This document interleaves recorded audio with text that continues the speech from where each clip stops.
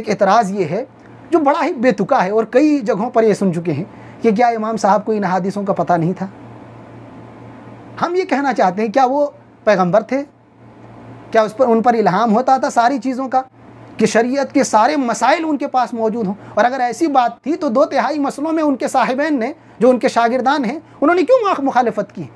अगर सर तसर सारे मसाइल में इमाम अबू हनीफा रहमहुल्लाह बरहक थे और सारी दलीलें, सारी शरीयत उनके पास थी, सारी शरीयत की सही फ़हम उनके पास थी, तो फिर उनके शागिर्दों ने क्यों उनकी मुखालफत की 2/3 मसलों?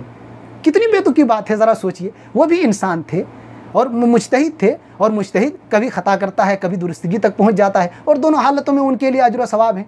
तो वो भी इंसान थे, गलतियाँ उनसे भी हुई हैं और दुरुस्त बात वो भी बहुत सी जगहों पर किए। तो हम यही कहते हैं कि वो भी जब इंसान थे, ज़ाहिर सी बात है उनसे गलतियाँ हो सकती हैं, और किसी भी इंसान के पास प्यारे नबी सल्लल्लाहु अलैहि वसल्लम के अलावा सारी शरीयत का इल्म कैसे रहेगा? वो तो एक उम्मती थे, मुज्तहिद थे, सारी शरीयत तो उनके पास नहीं हो सकती है। तो जाहिर सी बात है कुछ हदीसें भी छूट गई होंगी उनसे।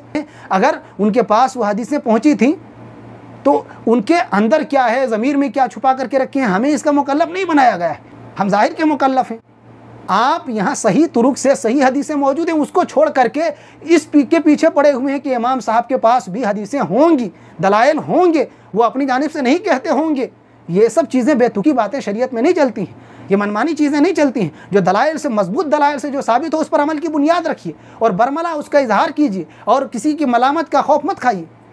जब हदीसों से साबित है, ये बहुत सी लोगों से सुन चुका हूँ, उनके पास भी तो हदीसें थी, क्या उनके पास दलीलें नहीं थी? मेरे भाई हम ये कह चुके हैं वो इंसान थे, सारी दलीलें किसी भी इंसान के पास नहीं हो सकती, शरीयत का सारा इल्म किसी के पास नहीं हो सकता है। और इमाम अबू हनीफा रहमहुल्लाह के पास हदीस का कितना ज़ख़ीरा था ये भी अहले इल्म जानते हैं जो किताबों को बगौर पढ़ते हैं। तीसरी चीज़ ये है कि अगर उनके ज़मीर में कुछ वो दलीलें और थीं जिनको उन्होंने बयान नहीं किया तो उसके मुकल्लफ नहीं है। जो उन्होंने दलीलें बयान की हैं और उसकी बुनियाद पर जो मसले में अपना एक मौक़िफ़ इख्तियार किया, उस बुनियाद पर उनका मौक़िफ़ कमज़ोर है, और उसके मुकाबले में जो सही दलीलें हैं, सही सनदों से वारिद हैं, उन दलीलों में उसके मुखालिफ बातें हैं, तो हम क्यों ना वो दलीलें कबूल करें जो सही हैं, सरी हैं, हमारे पास मौजूद हैं सही तुरुक से। उसको छोड़ करके इमाम साहब के पास किया था जो उन्होंने बयान नहीं किया है, होंगे कोई दलीलें, इसके पीछे हम क्यों पड़े भाई? हम ना इसके मुकल्लफ हैं और ना इसके पीछे पड़ते हैं। जो सही दलीलों से वाज़ेह है हम उस पर अमल की बुनियाद रखते हैं।